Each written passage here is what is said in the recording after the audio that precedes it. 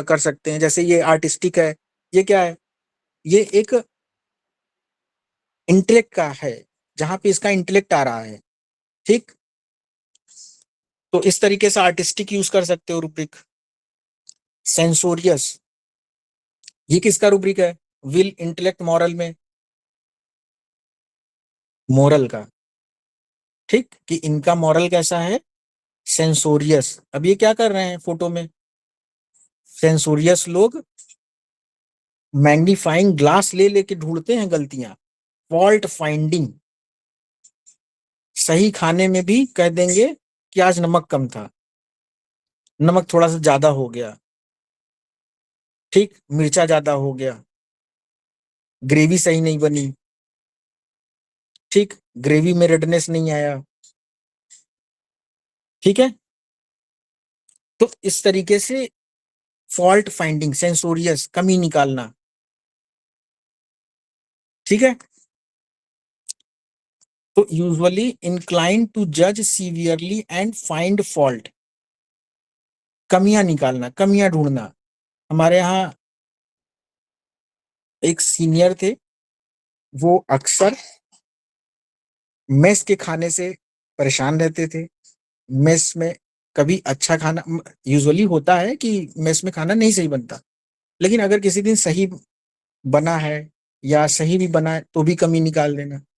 कई बार क्या होता था कि जैसे प्रोजेक्ट बनता था, फाइल बनती थी, तो उसमें कितना भी अच्छा कर दो, कितना भी अच्छा बना लो, कमी निकाल देते थे। तो इस तरीके से अगर किसी का नेचर ही ऐसा हो, वो ज्यादा संतुष्ट नहीं दिखाई देंगे, वो ज्यादातर कमियां निकालने वाले रहेंगे। ठीक, तो कमी निकाल देना। कभी कोई पेन मंगाया तो पता चला मोटा ले आए, पतला ले आए तो ज्यादा पतला ले आए। तो इस तरीके से कि कमी निकालना, हमेशा फॉल्ट फाइंडिंग, मतलब चाहिए क्या, कमी निकालना। ठीक, तो सेंसोरियस, फॉल्ट फाइंडिंग।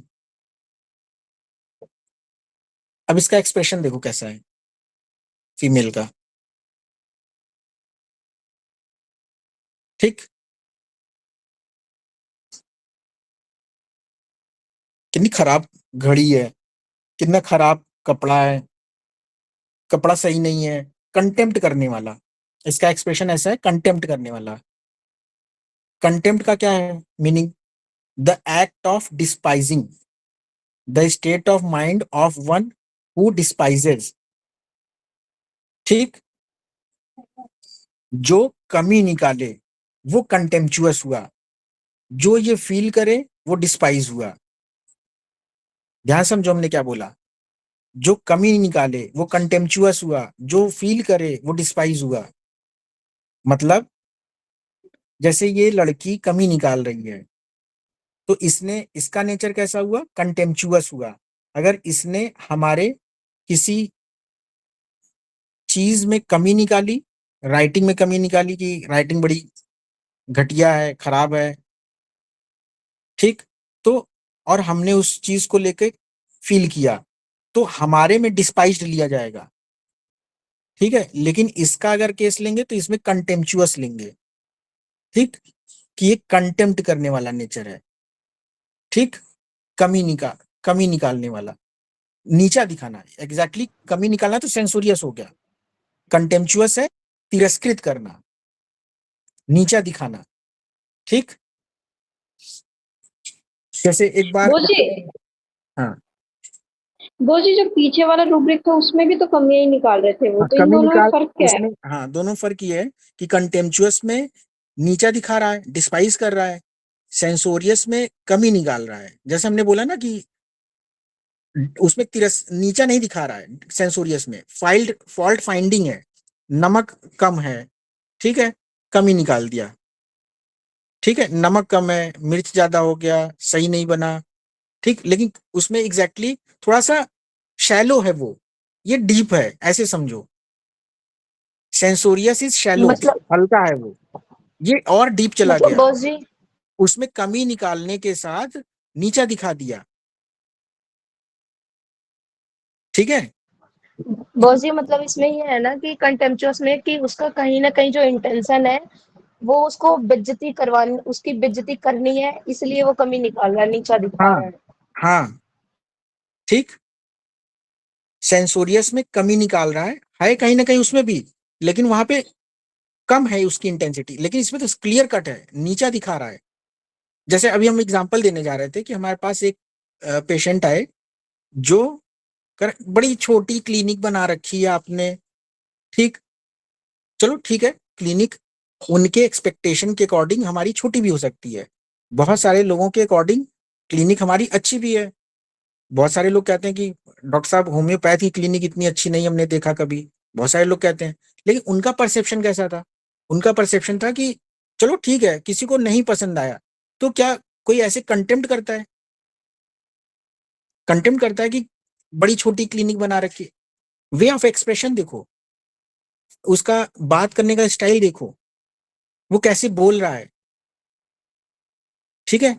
बड़ी छोटी क्लिनिक बना रखी है आपने, क्या है, कंटेम्प्ट कर रहा है। तो हमें उससे जाके लड़ना नहीं है, आपने बोला कैसे, हमें तो उसका जो उसने बोला उसमें रूब्रिक देख लेना है कि हाँ ये कंटेम्पचुअस टाइप का बंदा है, ठीक।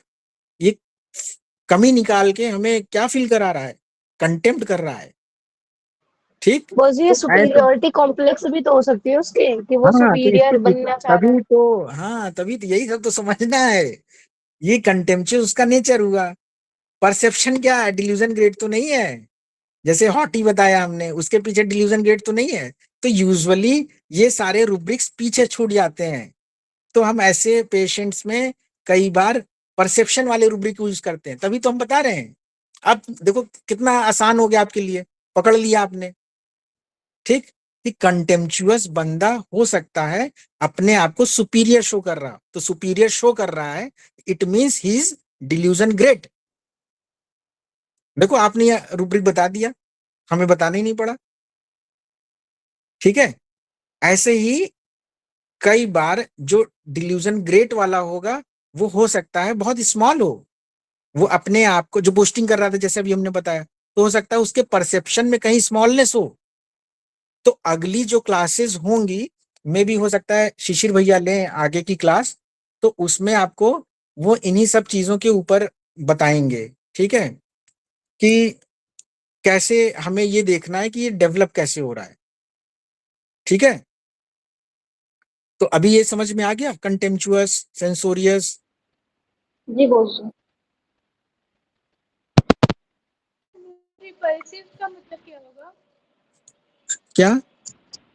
मूड रिपल्सिव, रूब्रिक है ना?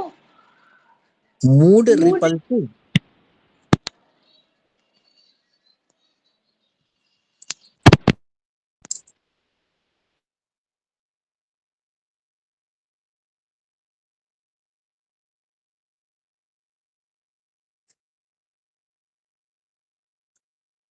देखो इसके क्रॉस रेफरेंस में डिसगस्ट दिया हुआ है, ठीक है।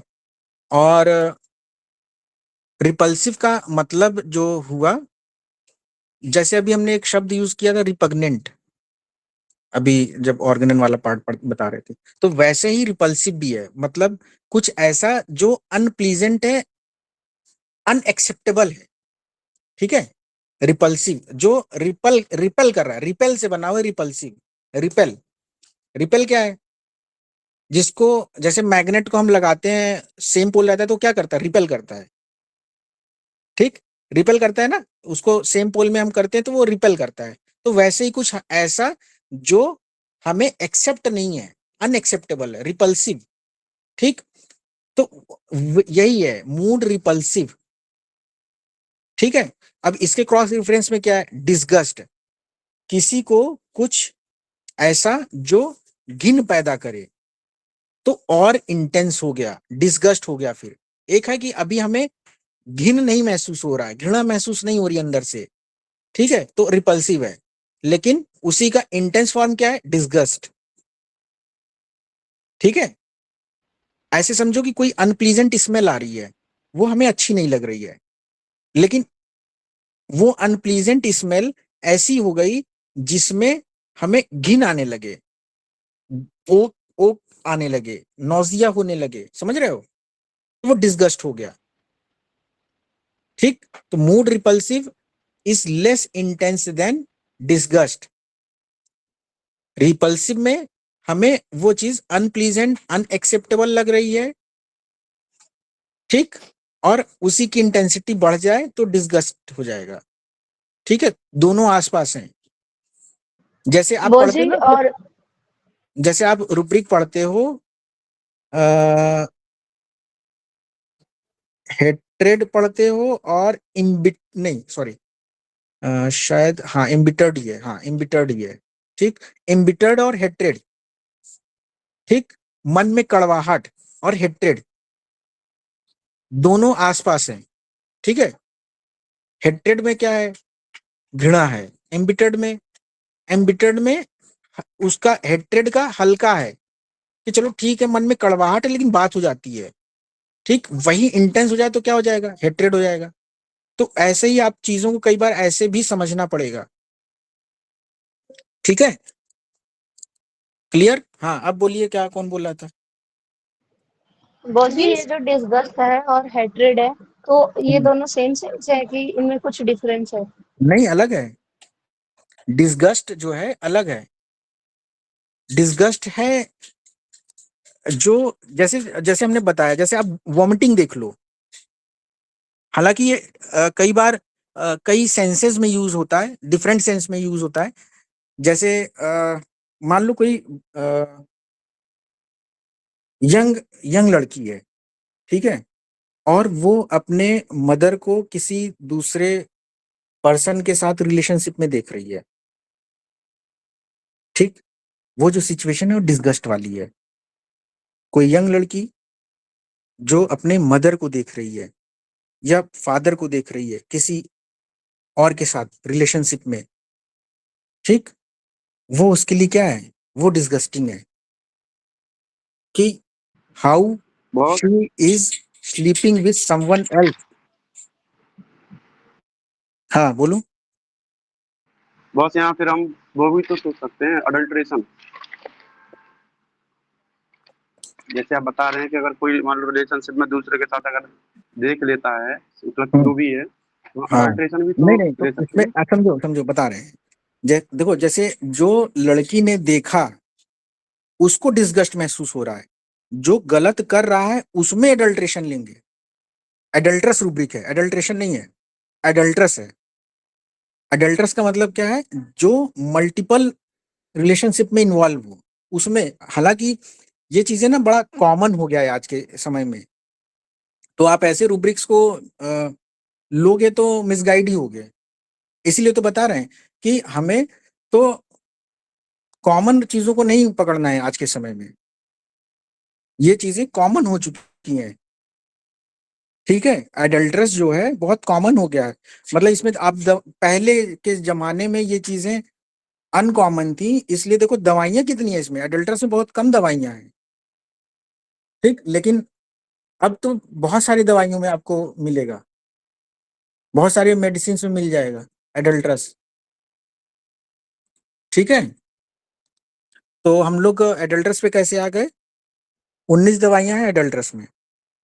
हाँ, हम ये बता रहे थे कि जो लड़की है जो अपने मदर को देख रही है उसको डिसगस्ट फीलिंग आएगी, ठीक, लेकिन अगर मदर ऐसी है, करेक्टर लैक ऑफ वाली, ठीक, तो उसमें एडल्ट्रस लेंगे। ठीक है, चले आगे। कितना बज गया? 12:30 हो गया, बंद करते हैं अब यार, थक गए होगे तुम लोग भी, क्यों? जी बोस बहुत जी। है, बस आज के लिए। हाँ, जी बोल रही। कुछ और समझा दीजिए। बहुत है, बहुत आज के लिए बहुत हो गया। हाँ, मीन्स हाँ, ठीक है, समझा दीजिए। चलो ठीक है, फिर मिलते हैं फिर आगे। सब लोग बताइएगा फिर आगे कैसा रहता है, क्या आपको पढ़ना है, ठीक है, क्या चीजें नहीं समझ में आई हैं, ठीक, उसको सब फर्दर। सब लोगों को एक होमवर्क ये है कि जितनी रुब्रिक डॉक्टर राजेंद्र पढ़ाए हैं उस सारी रुब्रिक का क्रॉस रेफरेंस पढ़ना है। जी बोस जी। जी बोस जी। आया समझ में? अब जैसे अभी जी स्क्रीन बोस पे जी। दिख रहा कॉकफिश, तो काक्टिस डालिए और काक्टिस के जितने क्रॉस रेफरेंस है उससे फायदा होगा कि आप लोगों को काक्टिस के आसपास की रुब्रिकें भी क्लियर हो जाएगी। तो उसके लिए रडार में सिंथेसिस खोलिए, ठीक, और सिंथेसिस में जितनी रुब्रिकें है, या सीधी सी बात आप कंप्लीट डायनामिक्स डाल लीजिए, कंप्लीट डायनामिक्स काक्टिस खोलिए, उसमें जितनी क्रॉस रेफरेंस रुब्रिक है काक्टिस की वो भी आप लोग पढ़ डालिए, तो पास की रुब्रिकें क्लियर हो जाएगी। मैं सब रुब्रिक की बात नहीं कर रहा हूँ बच्चों, याद रखना, मैं क्रॉस रेफरेंस की बात कर रहा हूँ। क्लियर है संजना? जी बोस जी। क्रॉस रेफरेंस समझ में आ रहा है? जी बोस। हाँ निक्को, ये चीज आप लोगों को बेटा, हाँ ये होमवर्क इसलिए इजी हो जाएगा आप लोगों को। तो उसके पास जैसे सारी रुब्रिकें हम लोग नहीं पढ़ा सकते हैं, कितने रुब्रिक पढ़ाएंगे, जितना हो सकता पढ़ाएंगे। तो जैसे डॉक्टर राजेंद्र ने टिमिड पढ़ा दिया, बेसफुल पढ़ा दिया, उसके क्रॉस रेफरेंस देखिए क्या क्या है। ठीक है बॉस जी। ठीक है, ये देखो आज जो क्लास हुई है ना, होमवर्क करिए खुद को भी। जो क्लास आज हुई है ये इसलिए हुई ताकि आप लोग थोड़ा सा इस पे वर्कआउट करिए कैसे पढ़ना है। देखो ये जो मीनिंग हमने लिखा है ना, 4 5 डिक्शनरी से देख देख के लिखा है जो मोस्ट अप्रोप्रिएट है। ठीक, भले ही एक ही 2 लाइन लिखी है, लेकिन जो मोस्ट, देखो एक और चीज है, रिपर्टरी की कोई बुक नहीं आती है।